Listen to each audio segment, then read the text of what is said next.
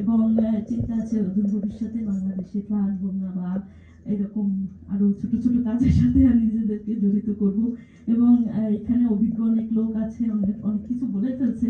তো আমাদের মূল উদ্দেশ্য ইউনাইটেড থাকা, সনাতনীরা ইউনাইটেড থাকবো, সঙ্গে আমরা সমস্ত বাঙালি সমাজকে, সে হোক হিন্দু, মুসলিম, বৌদ্ধ, খ্রিস্টান, আমরা সবাই ভাই ভাই।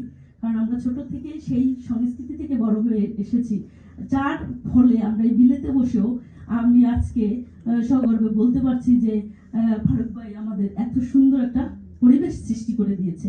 তো এটা আসলে প্রাউডলি বলতে হয় যে আমরা বাঙালি, সে যে প্রান্তে থাকি, বিলেতে, আমেরিকার যেখানে থাকি, আমাদের প্রধান পরিচয় হচ্ছে আমরা বাঙালি, তারপরে আমাদের জাতীয়তা, তারপরে আমাদের অন্যান্য সবকিছু, তো সঙ্গে আমাদের বাংলা সংস্কৃতি।